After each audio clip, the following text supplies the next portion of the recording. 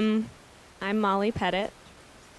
I'm a data scientist. Until recently, I was working with Datascope Analytics, who was recently acquired by IDEO, so that was pretty exciting. Additionally, I am working part-time with Metis as a data visualization instructor teaching a course in D3.js. And I'm actually currently on sabbatical, kind of working on personal projects and planning my next move.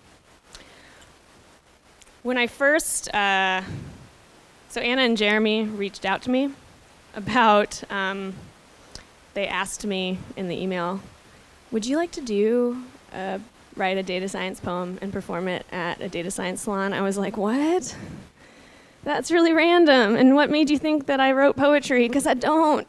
But instead of responding that, I did what I nearly always do when I'm asked to do something professionally new and slightly uncomfortable.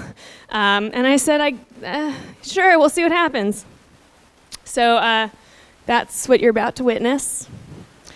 I think they probably knew that that's how I'd respond, and so that's why they asked. So this first, I have two for you, and these are my notes, so I'm not like playing on Facebook or anything. Okay. So first, neural net poetry, trained on a Scott Murray's D3 book, Interactive Data Visualization for the Web. I titled it, Dem Data Values, though. So here we go. Data visualizations would be limited to the data, values of the data, values in these bars, and states to apply, and the file to apply the code. You can start a simple function of the data. Values are present in the console. Documents and statements are understood. The control, a simple function of the data values, is the start of the state of the properties used. Data, values. Thank you. That was written by a machine, so you can tell me if that one's better than mine later. All right. So the next one's human written, but I'd be lying if I said that I wrote every word of it. I did a bit of crowdsourcing for that. In particular, many of the first lines came about when I was having a brainstorm with my friend Erica Dreisbach, who is a web developer, but also like an amazing poet and storyteller. And additionally, I had some input from my friend Craig Stern, who is a master punner.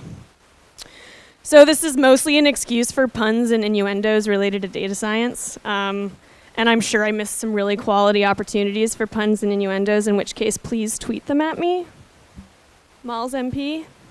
Okay. All right, this one's called SSO.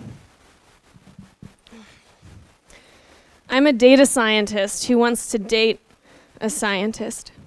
Or perhaps an engineer, it just didn't sound quite as good. I'd rank my suitors on the frequency of their GitHub commits to see if they can commit. I'd run k-means on our dating profiles to see if we exist in the same universe, and once I found you, don't run, okay? I'd use neural networks to learn how your mind works. I'd bring you to every conference. You could be my arm candy. And with every event that we'd attend, my confidence interval would extend. I'd buy you every Tufty book and read them to you in bed at night, sharing the pictures and everything, and then I'd whisper things like artificial intelligence, big data, neural networks, because I know how the buzzwords get you going. I'd tie you up in Markov chains, but only with your spoken consent. I'd use deep learning to stroke deep yearning. If you have big data, I promise you I can handle it. And if not, I'd reassure you it's not the size of the data that matters, but the insights that can be coursed from it. I'd use plots inappropriately, but mostly just to make you squirm about it. How about a map of the US littered in pie charts with too many pieces?